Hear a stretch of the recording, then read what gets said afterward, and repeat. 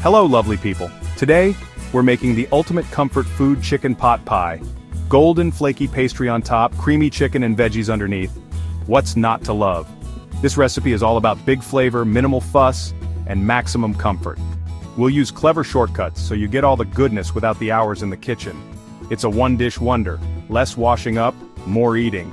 Ready to make a crowd pleaser that'll have everyone smiling? Aprons on, let's get cooking. Before we dive into the delicious world of homemade chicken pot pie, let's make sure we're fully prepared. Having the right tools and ingredients at your fingertips is the secret to a smooth, stress-free cooking experience. So, let's get our kit sorted and set ourselves up for success from the very start. A well-organized kitchen is a cook's best friend. Take a moment to clear your workspace and gather everything you'll need for this recipe. Trust me, it makes all the difference when you're in the flow of cooking. For your essential equipment, you'll want a large frying pan or a shallow casserole dish, something sturdy and spacious enough to hold all your filling. A sharp knife is a must for prepping your veggies and chicken, and a good chopping board will keep your workspace tidy and safe. Don't forget a trusty wooden spoon for stirring your filling as it cooks, and a rolling pin to help you handle the pastry later on. These simple tools make the process so much easier and more enjoyable. And of course, you'll need a 25 centimeters pie dish, ceramic or metal, whatever you have on hand. This will be the stage for your beautiful pie, so make sure it's clean and ready to go. Now, let's talk ingredients. For the heart of your pie, gather some cooked chicken. Leftovers work perfectly, or you can poach some fresh. You'll also need a classic trio of onion, carrots, and celery. These vegetables form the aromatic base that gives your filling its rich, comforting flavor. Add a handful of frozen peas for a pop of sweetness and color, and don't forget the butter. Butter is essential for creating that luscious, creamy sauce that brings everything together. You'll also need plain flour to thicken your sauce, chicken stock for depth of flavor, and either double cream or milk to make the filling extra silky. Ready-rolled puff pastry is a brilliant shortcut. No need to make your own unless you're feeling adventurous. And finally, an egg. This will be used to glaze the pastry, giving your pie that irresistible golden finish when it comes out of the oven. Now, if you want to take your pie to the next level, there are a few optional extras you can add.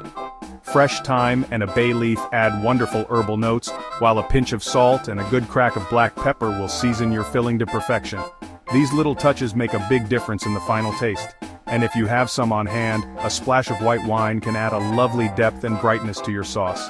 It's not essential, but it's a chef's secret for extra flavor. Before you start cooking, lay everything out on your counter. This is called mise en place, a French term that means everything in its place. It's the key to cooking with confidence and ease, especially when you're trying a new recipe. The beauty of this recipe is that it uses simple, honest ingredients. Nothing fancy or hard to find. You can pick up everything you need at your local shop or use up what you already have at home. So roll up your sleeves, get your kit and ingredients ready, and let's get started. Once you're set up, the real fun begins. Let's prep and make something truly delicious together. Time to prep.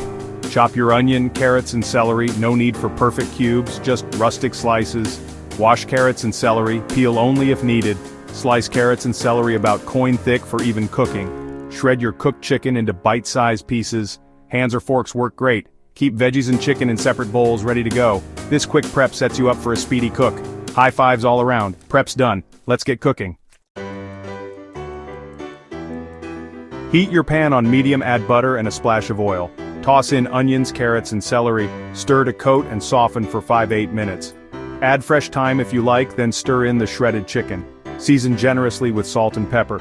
Add frozen peas straight from the freezer. No need to thaw. Stir everything together and let it warm through. Turn the heat down. Your filling base is ready. Time for the creamy sauce. Now, it's time to create the heart of our chicken pot pie, the sauce. This is where all those delicious flavors come together and get locked into a creamy, comforting filling.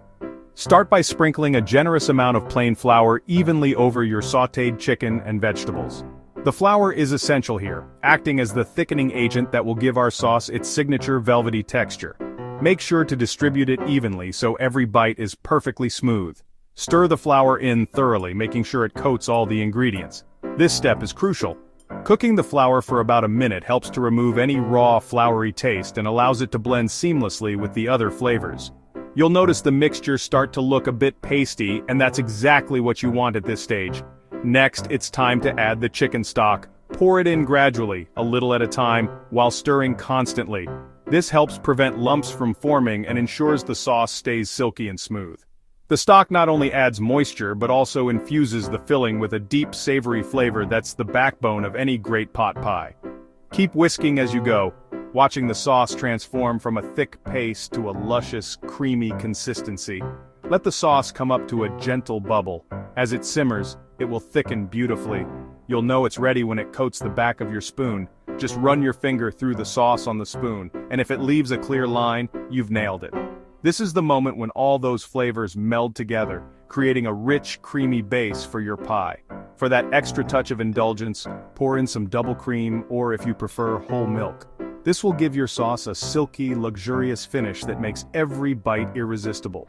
Now's the time to taste and adjust your seasoning. Add a good pinch of salt and a few cracks of black pepper. Don't be afraid to tweak it until it's just right for your palate. The sauce should be deeply flavorful, creamy, and perfectly seasoned. Once your sauce has reached that ideal thickness and creaminess, take the pan off the heat. This stops the cooking process and keeps the sauce from getting too thick or splitting. Give it one last gentle stir to make sure everything is well combined. At this point, your filling should be rich, luscious, and absolutely packed with flavor. The chicken is tender, the vegetables are perfectly cooked, and the sauce brings everything together in a creamy embrace. This is the soul of your pot pie, and it's what makes every forkful so comforting. Take a moment to appreciate your hard work. Making a sauce like this is no small feat. You've just completed the most important and challenging part of the recipe, and the results are well worth it. Now, with your beautiful filling ready, it's time to build our pie. Spoon that gorgeous mixture into your pie dish and get ready for the final, delicious step. We're nearly there. Your homemade chicken pot pie is about to come to life. Now comes the most satisfying part, assembling your pie. Take your creamy, savory chicken and vegetable filling and gently spoon it into your pie dish. Make sure to fill it right up to the brim, spreading the mixture evenly so every bite will be packed with flavor. Don't be afraid to press it down a little to eliminate any air pockets, which helps the pie hold together beautifully when you slice into it later. The aroma at this stage is already mouth-watering, promising a delicious meal ahead. Once your dish is filled, let the mixture cool for a few minutes.